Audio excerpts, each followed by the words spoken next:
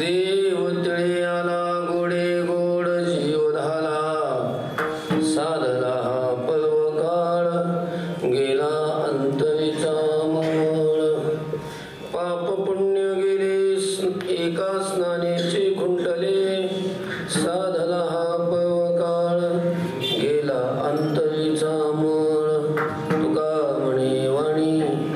तुका म्हणे वाणी शुद्ध जनार्दन जिनी साधला पर्व काळ गेला अंतरीचा मळ संत शिरोमणी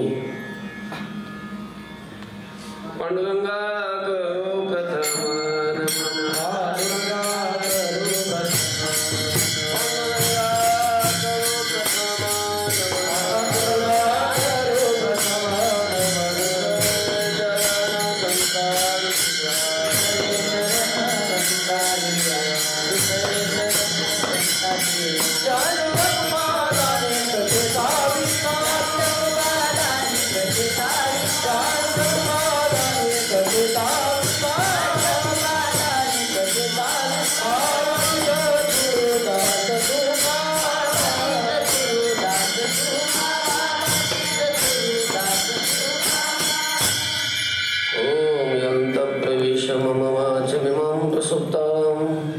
संजीवयत्यखिल शक्तिधर स्वधाम्ना अन्योश्च हस्तचरण श्रवणत्वगादीन् प्राणान् नमो भगवते पुरुषाय तुभ्यं समचरण सरोजं सान्द्रनिलाम्बुदाभं जगन्निहितपाणिमण्डनं मण्डनानां तरुणतुलसीमाला कन्धरं कञ्जनेत्रं सदयधवलहासं विठ्ठलं चिन्तयामि। नमो ज्ञानेश्वरा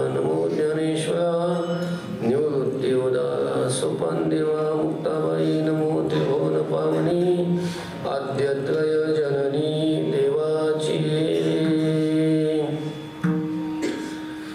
मस्तक माझा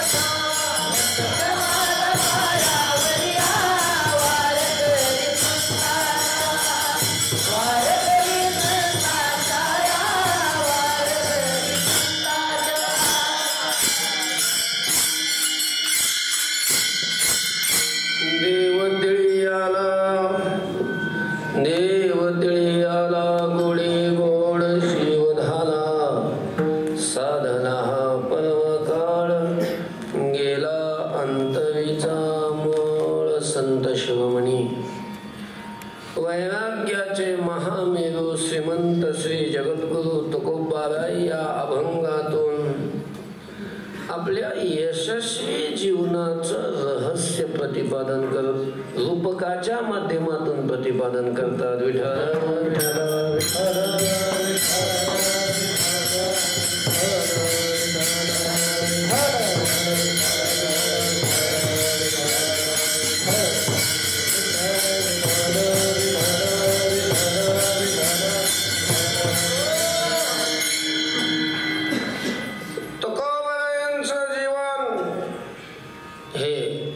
यशस्वी जीवन होतं।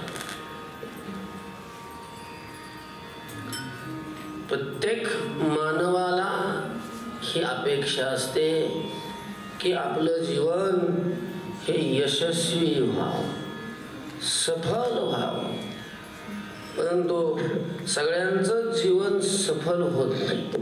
वाटतं सगळ्यांना व्हावं आपलं जीवन सफल, सर्वांचं जीवन हे सफल होत नाही. वाटणं साहजिक आहे, व्हावंही सगळ्यांचं जीवन सफल यशस्वी, पण सगळ्यांचं यशस्वी होत नाही, कोणाचंच होत नाही असंही नाही. काही मंडळींचं जीवन हे यशस्वी झाल्याचं आपल्याला दिसून येतं. सफल झालेलं यशस्वी झालेल्याचे ढेकर ते देत असताना आपल्याला दिसतात. ज्ञानोबा काय देतात? आजी जीवन संसार सफल झाला गे माये देखिले पाय विठोबाचे. आजी संसार सफल, संसार म्हणजेच आपलं आयुष्य, मानवी जीवन हे सफल झालं, यशस्वी झालं. ज्ञानोबाबांचं झालं, नाथ महाराजांचं झालं, नामदेवरायांचं झालं, अशी सगळी संत मंडळी सगळ्यांचं जीवन सफल झालं. त्यात तुकोबाबांचाही नंबर होता. जीवन सफल झालं. आपल्यालाही वाटतं आपलं जीवन सफल व्हावं, पण झालंय आपलं जीवन सफल नाही. कोणी छातीवर हात ठेवून सांगू शकत नाही की आमचं जीवन सफल झालं. आळंदीत शिकणारे विद्यार्थी सांगू शकत नाहीत असं नाही.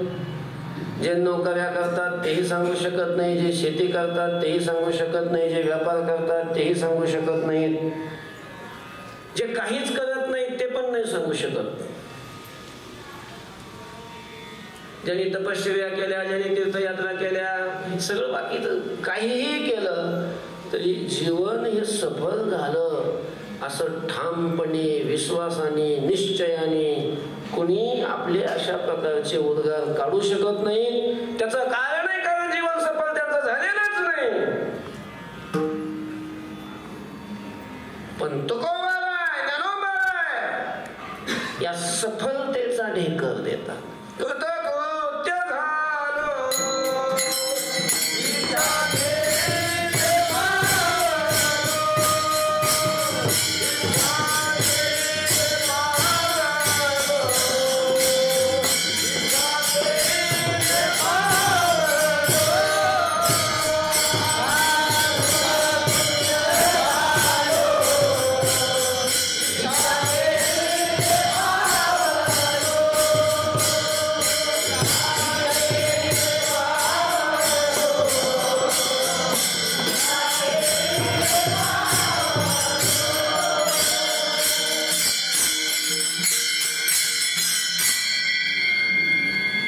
तुकोबाबांचं जीवन हे कृतकृत्य झालं, त्यालाच यशस्वी, त्यालाच सफल, त्यालाच कृतकृत्य अशा प्रकारचं म्हणतात. त्यालाच मुक्त झालो असंही म्हणतात. तुकाराम महाराजांनी या मुक्तीबरोबर लग्न लावलं. तुकाराम महाराजांची 3 लग्न झाली. चरित्रात आपण ऐकतो, वाचतो, सांगतो. किती लग्न झाले तुकाराम महाराजांची? नाही म्हणजे आम्ही 2च माहिती आहे. एक तुकोबाबांचं पहिलं लग्न झालं होतं, त्यांचं नाव रुक्मिणीबाई. पण त्यांना दम्याचा त्रास होता, त्या लवकरच गेल्या. मग नंतर दुसरं लग्न केलं. ते कोणाबरोबर? जिजाबाई बरोबर. हे 2 लग्न माहिती आहे. पण नंतर तुकाराम महाराजांनी संसारात सोडला, परमार्थाला लागले आणि नंतर देव मिळवला आणि मग तसंच वैकुंठाला गेले. 3रं लग्न. 3रंही लग्न. 3 बायका आहेत तुकोबाबांच्या. एक रुक्मिणी, जिजाबाई आणि 3री कोण? कोण आहे? 3रं लग्न कोणासोबत झालं? तुका म्हणे मुक्ती परणी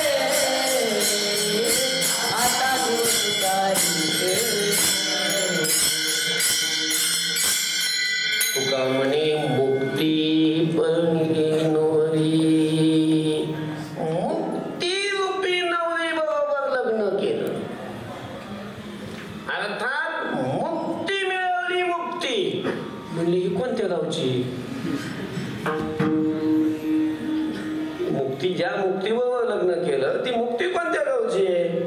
तर ही कोणत्या गावची स्त्री नाही, स्त्रीलिंगी आहे तिचं नाव, पण ती मुक्ती कोणी अशी एखादी स्त्री नाही. मग मोक्षाचे जे 4 प्रकार आहेत, सलोकता, समीपता, स्वरूपता आणि सायुज्यता, तर त्याच्यातली शेवटची सर्वोच्च असणारी जी सायुज्यता मुक्ती, की ज्या मुक्तीमध्ये मुक्त झालेला भगवत स्वरूपाहून वेगळा राहत नाही, त्याला भगवत रूपता प्राप्त होते. या भगवत रूपतेलाच सायुज्यता मुक्ती म्हणतात. आणि सायुज्यता मुक्ती अर्थात भगवत रूपता, भगवत स्वरूपता ही तुकोबारायांनी प्राप्त केली. आणि अशी ही भगवत रूपता प्राप्त केल्यानंतरच मनुष्याचं जीवन हे सफल होत असतं. त्यानेच मनुष्याचं जीवन कृतकृत्य होत असतं. तुकोबाराय अशा कृतकृत्यतेमध्ये जीवन जगत असताना ही आपल्याला प्राप्त झालेली कृतकृत्यता कशानं प्राप्त झाली त्याचं स्पष्टीकरण करतात तुकाराम महाराज. तुकाराम महाराजांचं जीवन कृतकृत्य झालेलं होतं. कसलाच आनंद तुकोबारायांना कमी नव्हता, कसली चिंता नव्हती, दुःख नव्हतं, भीती नव्हती, कसली इच्छाही राहिलेली नव्हती. किमिच्छन् कस्य कामाय शरीरम संजये, अशा या स्थितीला तुकोबाराय पोहोचलेले होते. आणि आत नुसता आनंदाचा झरा लागलेला होता. नुसता आनंदाची अनुभूती तुकोबाराय उपभोगत होते. आणि ती आतला आनंद चेहऱ्यावरून बाहेर असा ओसंडत होता. पाहणाऱ्यांना आश्चर्य वाटायचं. काय आश्चर्य हो तुकाराम महाराज. तसं बाहेरून पाहिलं तर तुकाराम महाराजांची परिस्थिती, तुकाराम महाराजांचं जे सगळं होतं, वाटायचं कसंच असं माणूस कसाच असं. राहायला व्यवस्थित घर नाही, कपडे घालायला नाही, लेकरं बाळ सगळे असे उघडे आलं, कसलंच काही नाही, तरी चिंता नाही. आपल्याकडं तर किती गंज असतं, जाळून दिलं तर 2 पिढ्या जळायचं नाही, तरी आपली चिंता संपत नाही. आणि तुकाराम महाराजाकडं काहीच नसताना आम्ही सदैव सुडके, जवळ येतात चोर धाके, जाऊ पुढे भिके, कुत्री घर राहती, ती अशी जरी परिस्थिती होती तरीही तुकाराम महाराजांना आनंदाला कसलीच कमी नव्हती, कसलीच चिंता नव्हती, भीती नव्हती, काहीच नव्हती. आणि इच्छाही कशाची नव्हती. काही मिळावं, हे मिळावं, ते मिळावं, काही नव्हतं तरी इच्छा नव्हती. आणि मग हे जेव्हा लक्षात यायचं, जवळ तुकाराम महाराजांच्या काही भजन करायला, कीर्तनाला लोक यायचेच ना. ही जेव्हा स्थिती तुकाराम महाराजांची निरखून पाहिली, महाराज तुम्ही एवढे जे आनंदी असता, एवढे जे अशा प्रकारचे सुखात मग्न असता, हे कशामुळं? बाहेरचं कुठलंच अशा प्रकारचं आनंदी होण्याचं, सुखी होण्याचं कारण उपलब्ध नसताना तुम्ही एवढे सुखी का असता? कशाचा आनंद हा? असा ज्यावेळेला त्या मंडळीने तुकोबारायांना प्रश्न विचारला की हा आनंद कशाचा आहे, त्यावेळेला रूपकाच्या माध्यमातून, रूपकाच्या भाषेतून तुकोबाराय त्याला उत्तर देतात अभंगाच्या 2य चरणामध्ये.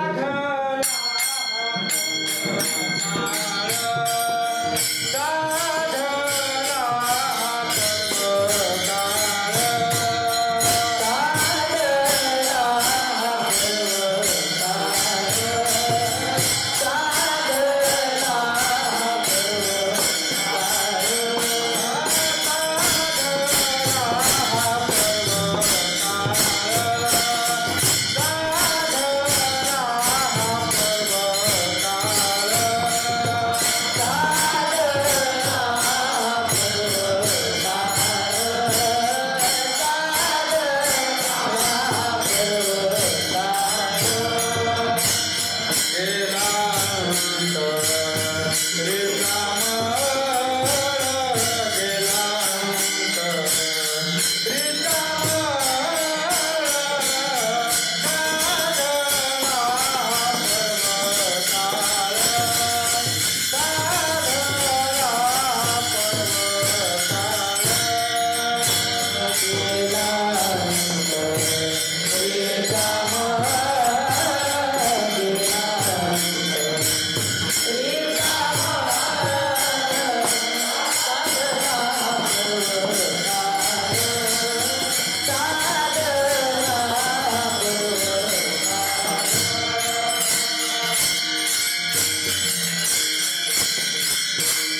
साधला हा पर्व काळ गेला अंतरीचा मळ. तुकोबाराय म्हणतात, अर्थात त्याच्या प्रश्नाचं उत्तर देत असताना, मला हा आनंद कशाचा आहे, काय एवढं तुम्ही आनंदी आहात, काय झालं नेमकं. तुकोबाराय म्हणतात, अरे तुझ्या लक्षात नाही येत काय झालं, काय झालं सांगा ना.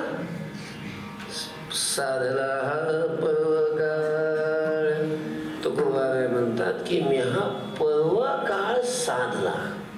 साधला म्हणजे साध्य केला. विठ्ठल विठ्ठल विठ्ठल.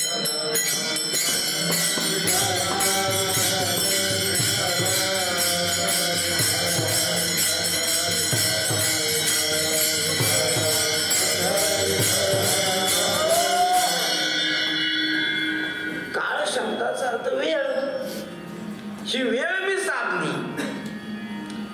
आणि मग ज्या काळामध्ये साधना केल्यानंतर त्याचं खूप पुण्य वाढतं, बहुत पटीनं त्याचं फल प्राप्त होतं, असा जो काळ असतो त्या काळाला पर्व काळ म्हणतात. त्यालाच पुण्य काळ म्हणतात. काळाचे दोन प्रकार असतात.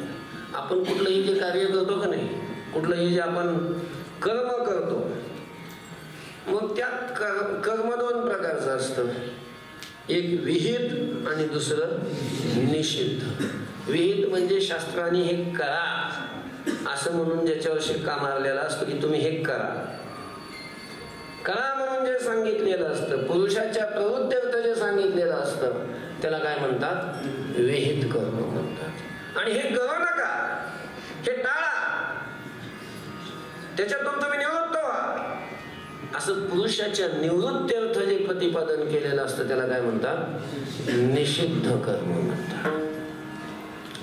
कोणतंही कर्म आपण करायला लागलो की त्या कर्माचं जे फळ असतं ते फलप्राप्ती करता काळ आणि देश यांची भूमिका फार महत्वाची असते.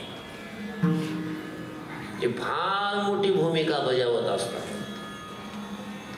आपण एरवी जे कर्म करतो ते पुण्याचं असो वा पापाचं असो, विहित असो वा निषिद्ध असो, जे आपण कर्म करतो तेच जर आपण पर्व काळात केलं,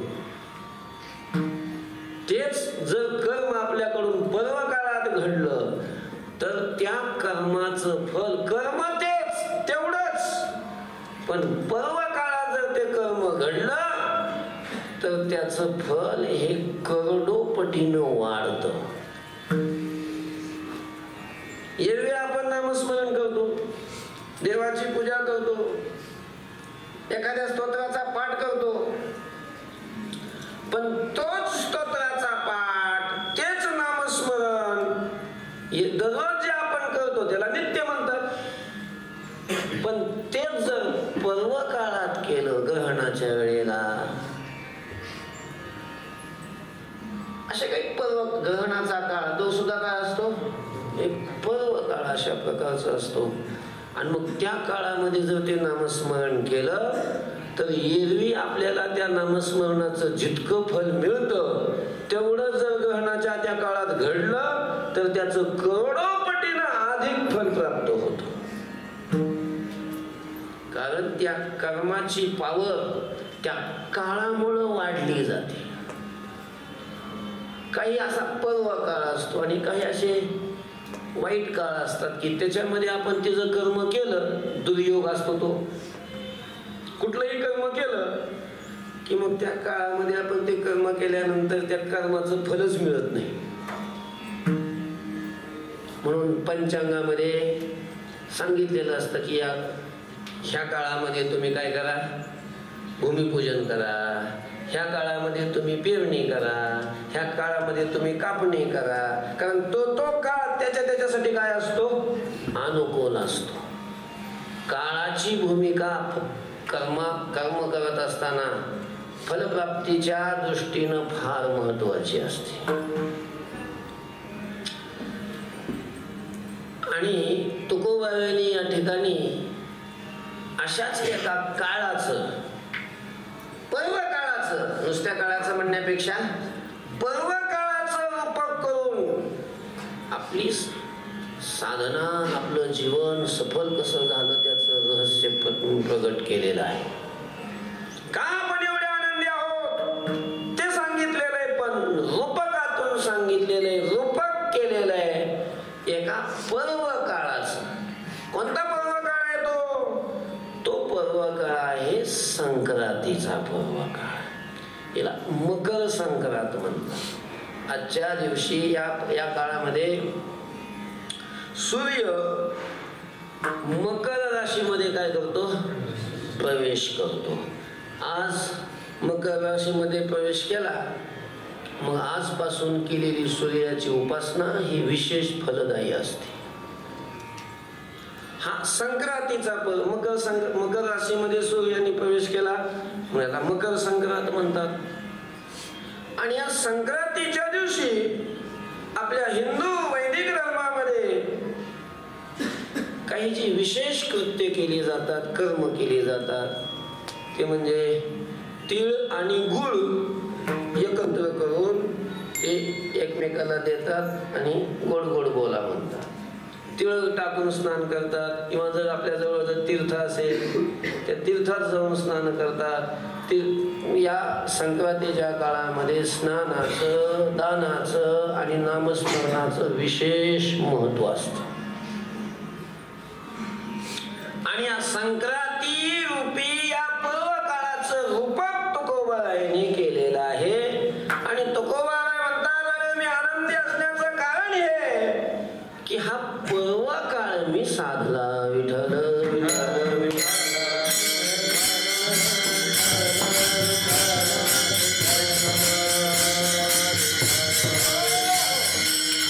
म्हणजे संक्रांतीचं रूपक केलं, म्हणजे संक्रांतीची उपमा दिली. पण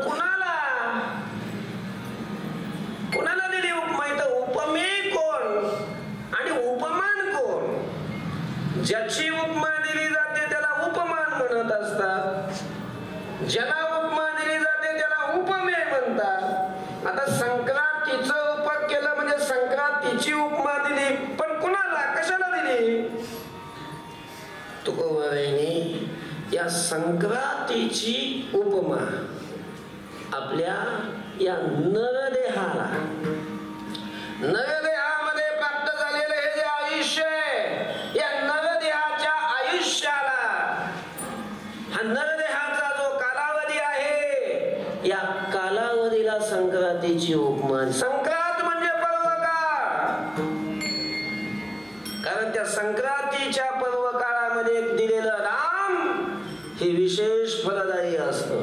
संक्रांतीच्या पर्व काळामध्ये घेतलेलं नाम हे विशेष फलदायी असतं. संक्रांतीच्या पर्व काळामध्ये जेही आपण धार्मिक कृत्य करतो ते विशेष फलदायी जसं होतं, अर्थात त्या पर्व काळामध्ये ते धार्मिक कृत्य करून आपल्याला फल प्राप्त करता येतं. तसं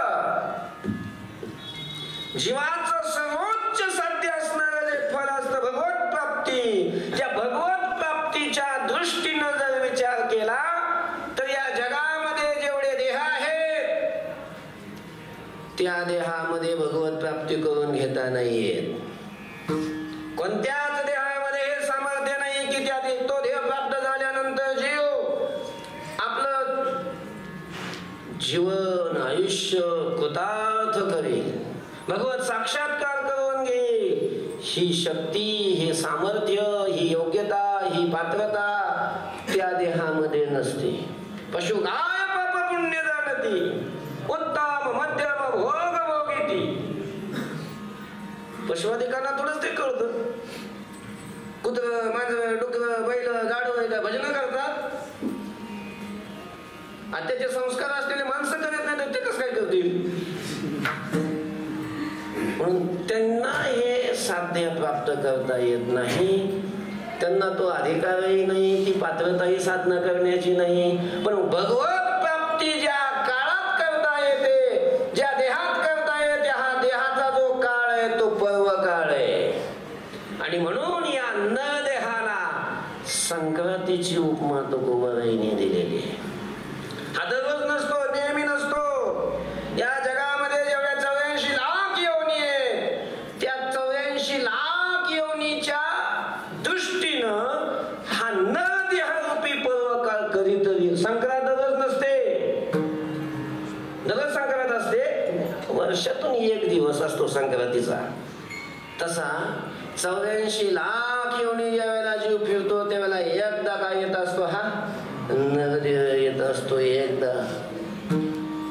म्हणून हा नरदेह प्राप्त झाला म्हणजे आपल्याला पर्वकाळ प्राप्त झालेला आहे.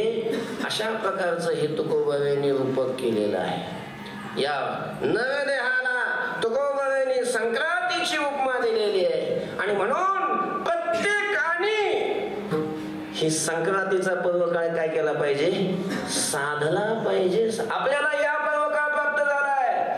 जे भाग्यवान आहे त्यांना हा पर्वकाळ प्राप्त होत असतो, सगळ्यांना नाही प्राप्त होत. आपल्याला प्राप्त झाला, आपणही साधला पाहिजे. तुकोबाराय खुश आहेत, आनंदी आहेत. त्याचं कारण आहे, तुकोबाराय म्हणतात की मी हा पर्वकाळ काय केला, साधला. विठ्ठल विठ्ठल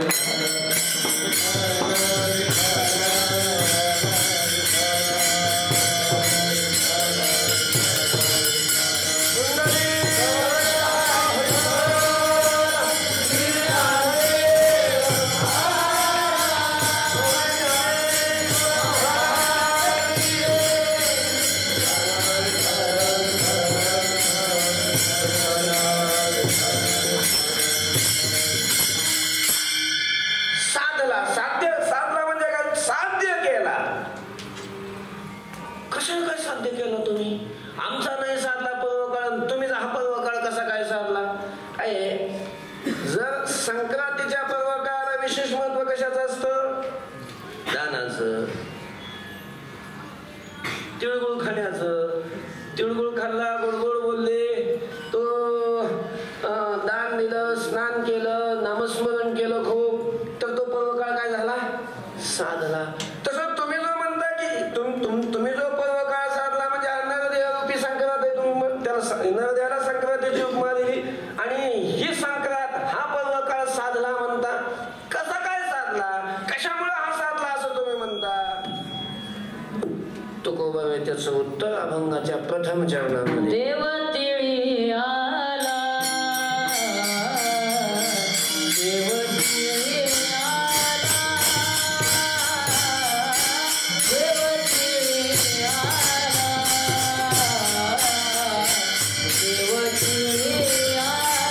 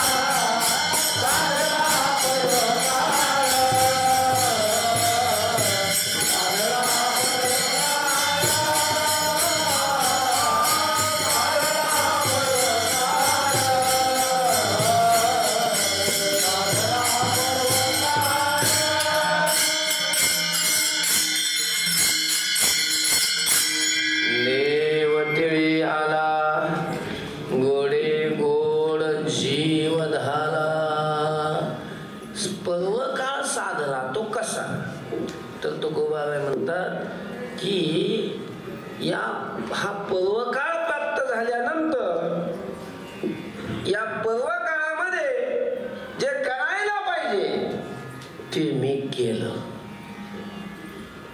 काय करायला पाहिजे या पर्व काळामध्ये? जसं संक्रांतीच्या दिवशी नामस्मरण करायला पाहिजे, दान द्यायला पाहिजे, स्नान करायला पाहिजे, गंगेचं स्नान, यमुनेचं कुठल्याही तीर्थाचं स्नान, विशेष विधी असतो त्याचा. तसा हा मनुष्य देहरूपी संक्रांतीचा पर्व काळ आल्यानंतर, ही संक्रांत आल्यानंतर, प्राप्त झाल्यानंतर ही कशी साधली जाते, याच्यामध्ये काय करायचं असतं? याच्यामध्ये भगवत प्राप्ती करून घ्यायची असते. या आयुष्यामध्ये आयुष्याच्या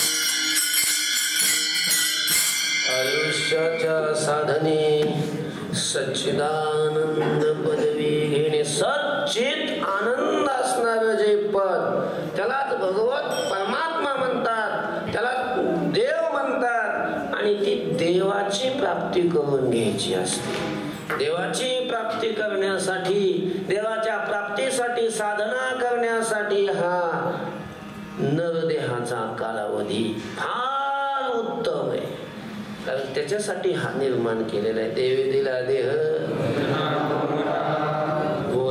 भोजना नाही, भजना गोमटा, भजनासाठी दिलेला आहे. आणि भजन करून देवाची प्राप्ती करणं हे या देहात मुख्य अशा प्रकारचं कर्म असतं. आणि हे ज्याने केलं त्याने तू काळ काय केला? पर्व काळ साधला. तुकोबा म्हणतात मी साधला का?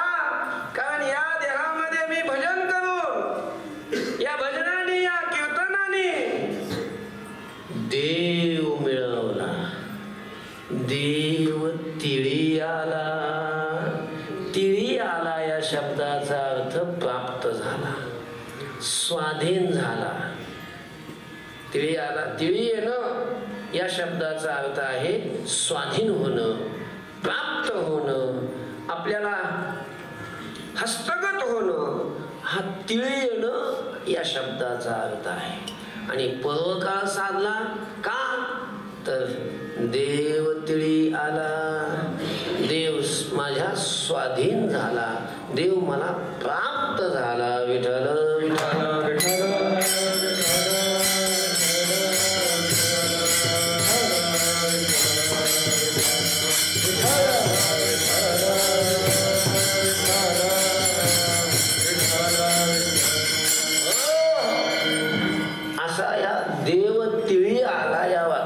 अर्थ आहे. पण आता संक्रांत आणि संक्रांतीला तिळगुळ एकत्र करतात. आणि म्हणून आपल्याला असाही त्याचा अर्थ करता येईल की इथंही रूपकच आहे. तिळाचं आणि गुळाचं जसं आपण संक्रांतीच्या दिवशी ऐक्य करतो, असे तीळ एका हातात आणि गुळ एका हातात देतो का? नाही. मग नुसतं तीळ आणि गुळ असे सोबत घेऊन देतो का?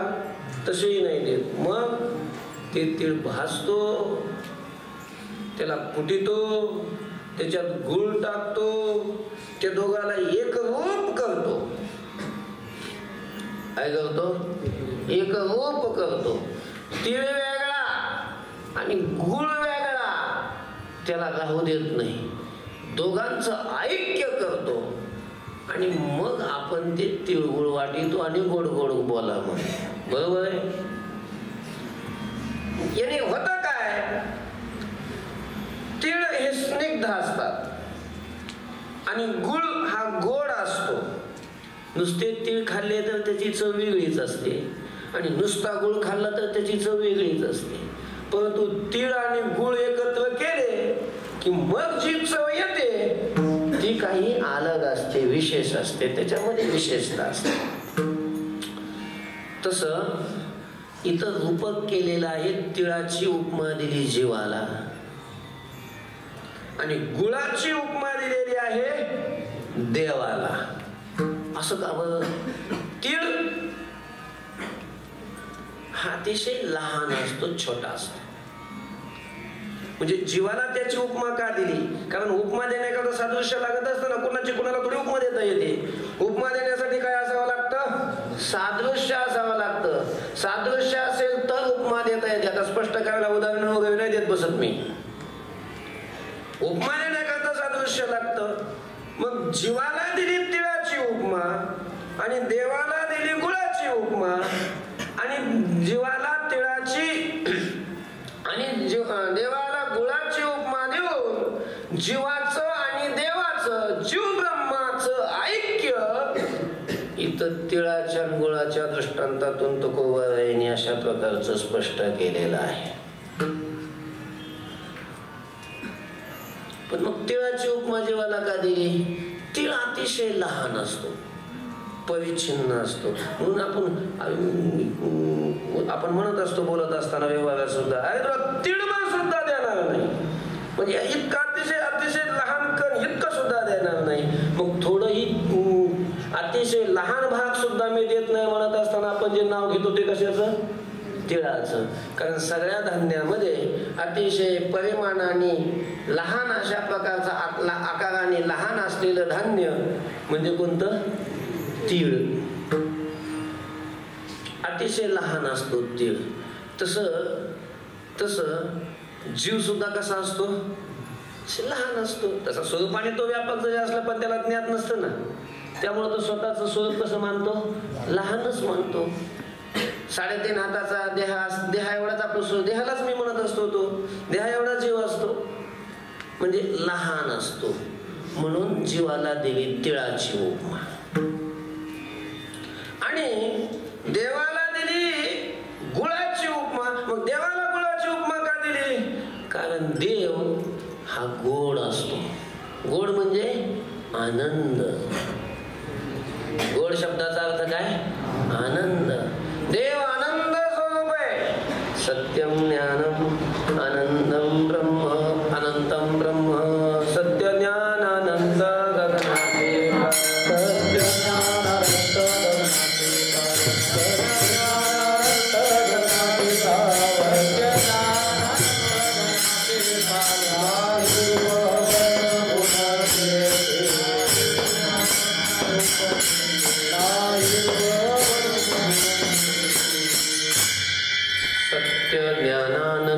आनंद म्हणजेच आनंद रूप. कारण जी वस्तू अनंत असते तीच काय असते? आनंद रूप असते. अनंत म्हणजे ज्या वस्तूला अंत नाही. देशानं, कालानं, वस्तूनं, कोणताही ज्या वस्तूला अंत नाही. आता जी वस्तू व्यापक आहे, यो वै भूमा तत् सुखम नाल्पे सुखमस्ति. अर्थात अशी व्यापक असणारी, अनंत असणारी वस्तू तीच आनंद रूप असते.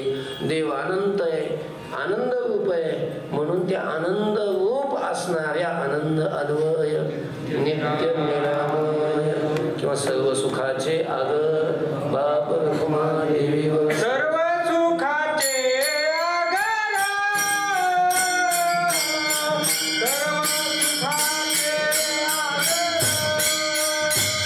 सुखाचे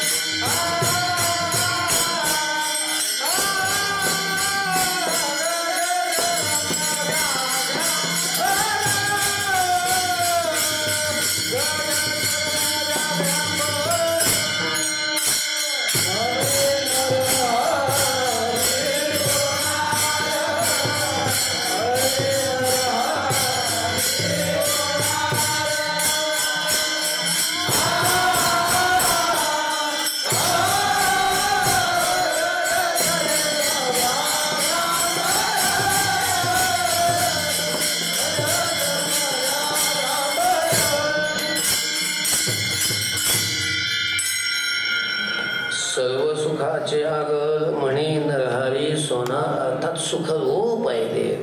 आणि सुखरूप असल्यामुळं त्या देवाला गुळाची उपमा दिली आणि देवाला गुळ म्हटलं.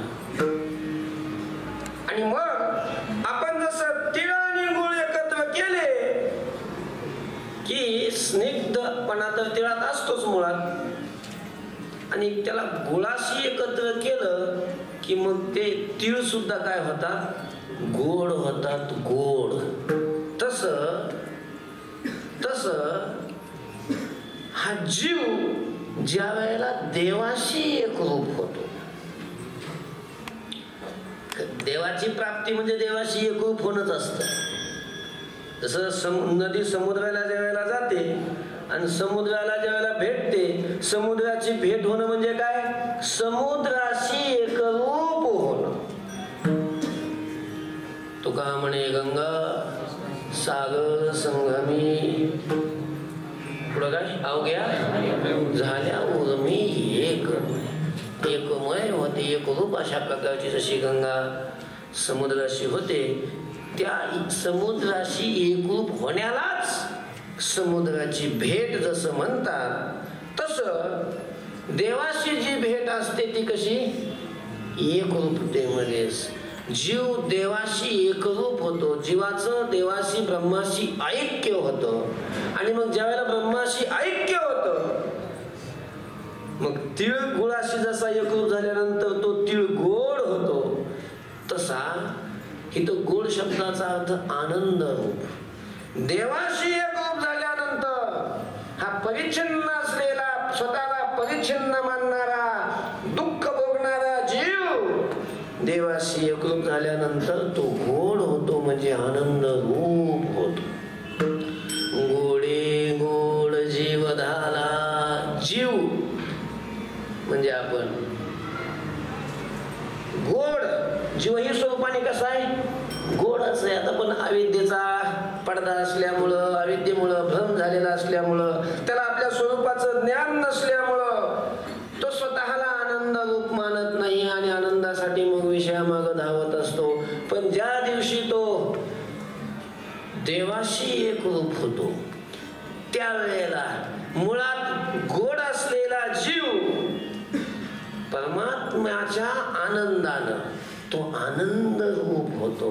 म्हणजे गोड असलेला जीव, आनंद रूप असलेला जीव परमात्म्याच्या गोडीनं म्हणजे आनंदानं तृप्त होतो. तृप्त, गोड जीव गोडे झाला, झाला म्हणजे तृप्त झाला. देवाच्या आनंदाने तो तृप्त झाला. आणि खरं तो देवाच्याच आनंदाने मनुष्य तृप्त होत असतो. विषयाच्या आनंदाने आजपर्यंत कोणी तृप्त झालाच नाही. विषय भोगिता कोण तृप्त झाला, विषयाने कुणी तृप्त होत नाही. देवाच्या आनंदाने तृप्त होतात. आणि देवाच्या आनंदाने झालेली तृप्ती ही कधीही न संपणारी तृप्ती असते. तृप्ती दोन प्रकारची असते, एक सांकुशा तृप्ती आणि दुसरी निरंकुशा तृप्ती. आपण विषय भोगल्यानंतर जी तृप्ती होते, भूक लागते आपल्याला, भूक लागल्यानंतर आपण काय करतो, विचारसागर वाचतो नाही ना, मग काय करतो, जेवतो. आणि मग जेवल्यानंतर आपण तृप्त होतो. पण ही जेवल्यानंतर प्राप्त होणारी जी तृप्ती असते, ही तृप्ती कायमची नसते, ही संपणारी तृप्ती असते. आज रात्री जेवला, पुन्हा उद्या सकाळी पुन्हा अजून भूक लागते, पुन्हा म्हणतो आणा असलं तरी, अहो नाही अजून स्वयंपाक झाला नाही, शिळा असलं तर ते आणा म्हणतो. म्हणजे जी रात्री तृप्ती प्राप्त झाली होती ती राहिली का, राहिली नाही, म्हणजे संपली. अशी संपणारी एक तृप्ती असते, तिला म्हणतात सांकुशा तृप्ती. विषय भोगानं जी तृप्ती होते ती कोणती? सांकुशा तृप्ती. आणि देवाचा आनंद प्राप्त झाल्यानंतर, देवाशी एकरूप झाल्यानंतर जी तृप्ती प्राप्त होते, ती जी तृप्ती आहे ती कोणती? निरंकुशा तृप्ती. ती तृप्ती एकदा प्राप्त झाली की त्याला पुन्हा कधीच काहीच लागत नाही. त्याला निरंकुशा तृप्ती म्हणतात. ती तृप्ती कधी संपतच नाही. ती अविनाशी तृप्ती असते. अशी निरंकुशा तृप्ती प्राप्त झाली म्हणजे तुकोबाबाई म्हणतात की मी तृप्त झालो. गोडे गोड जीव झाला. गोड असणारा जीव देवाच्या गोडीनं तो तृप्त झाला. म्हणजे आनंद रूपच असलेला जीव हा देवाच्या आनंदाने काय झाला? तृप्त अशा प्रकारचा झाला. हा पर्व काळ साधला. पण कसं काय घडलं सगळं हे? तुमचं सांगितलं ना, हे सगळं देवतळी आला म्हणजे प्राप्त झाला किंवा त्याच्याशी एकरूप झालो. पण हे घडलं कसं काय एवढं? पर्व काळ साधला म्हणजे नेमकं काय झालं? गेला अंतरीचा मळ. हे सगळं घडण्याकरता आतला मळ घालवावा लागतो. विठ्ठल विठ्ठल विठ्ठल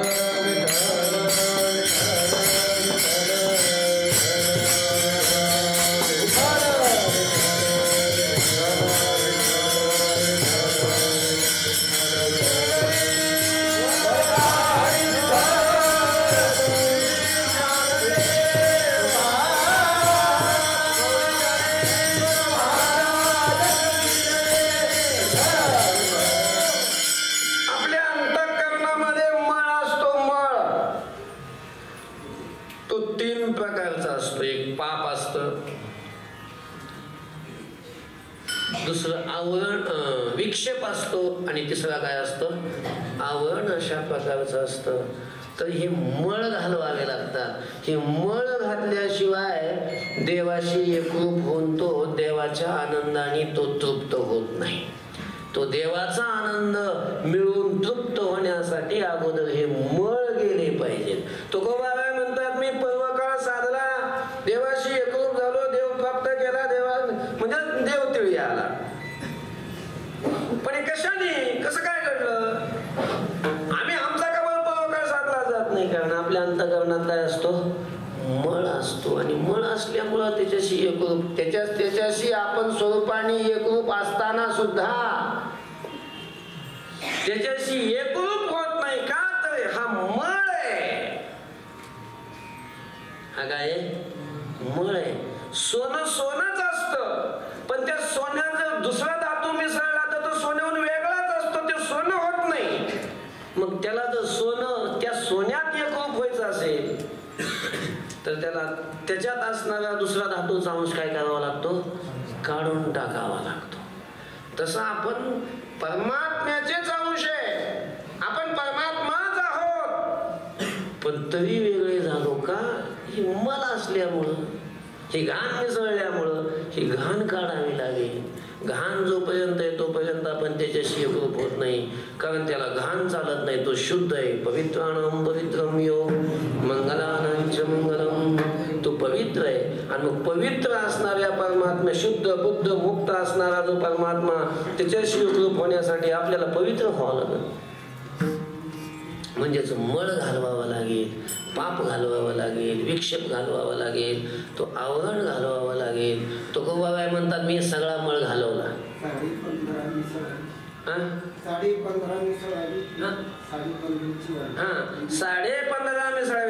15.5 म्हणजे 15.5 रुपये किमतीचं असणार सोनं. त्या 15.5 रुपये किमतीच्या सोन्याशी म्हणजे शुद्ध असणाऱ्या सोन्याशी जर मिसळायचं असेल तर त्याला काय व्हावं लागेल?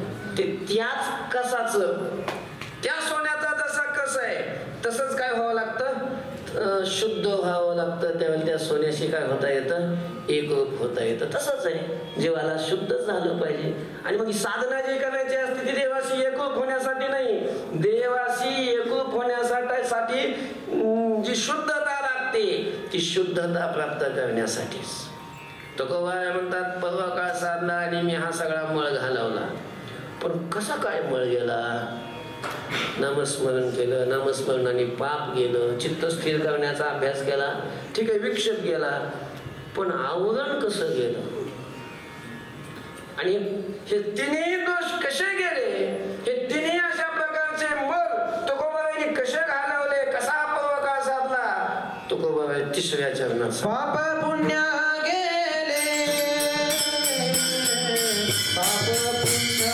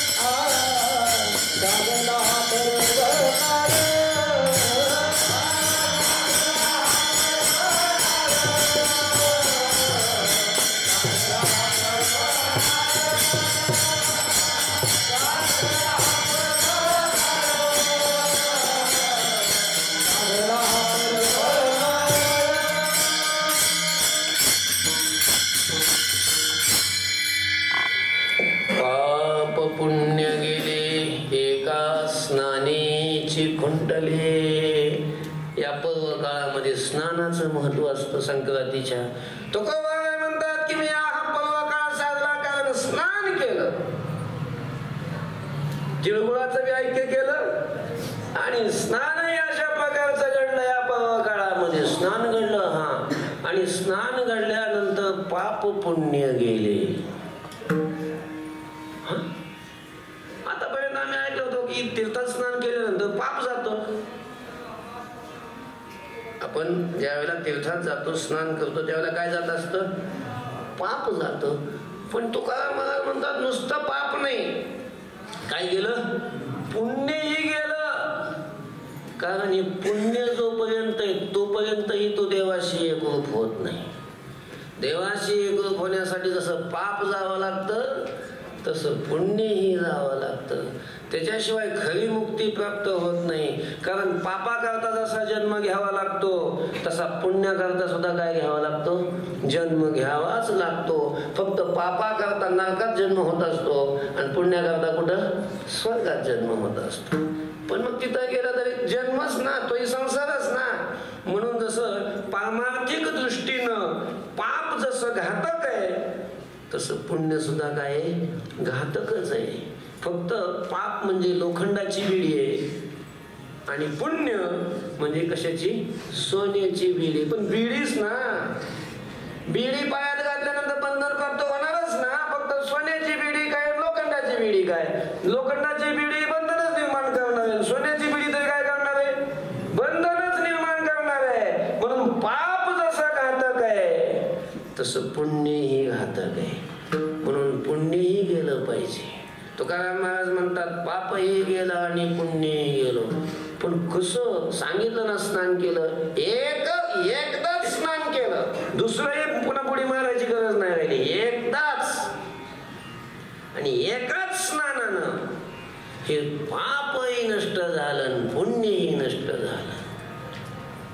आपण असं कसं कुठलं कोणतं चंद्रभागेत स्नान केलं का, गंगेत केलं का, यमुनेत केलं का, कोणत्या नदीत केलं स्नान तुम्ही? नाही, आम्ही ज्या नदीत स्नान केलं ती नदी आहे ज्ञानरूपी गंगा. जे ज्ञान गंगे नहाले पुढं पूर्णता जेवणी झाले. अर्थात ज्ञानरूपी गंगेमध्ये त्यांनी तुकोबाराय म्हणतात आम्ही स्नान केलं. ज्ञान अर्थात आत्मज्ञान. अध्यात्मज्ञान, ब्रह्मज्ञान, जीव ब्रह्म ऐक्याचं ज्ञान, अशा या एका ज्ञानरूपी गंगेत स्नान झालं म्हणजे ज्ञान झालं की या ज्ञानानंतर पापही उरत नाही आणि पुण्यही उरत नाही. संचितातलं सगळं सगळं कर्म, मग पाप असो पुण्य असो, जळून राख होत. यथैधांशी समिद्धोग्नी भस्मसात कुरुते अर्जुन ज्ञानाग्नी सर्व कर्माणि भस्मसात कुरुते तथा. सगळंच कर्म पापात्मक आणि पुण्यात्मक सगळंच कर्म काय होऊन जातं, जळून त्याची राख होऊन जाते, नष्ट होऊन जातं.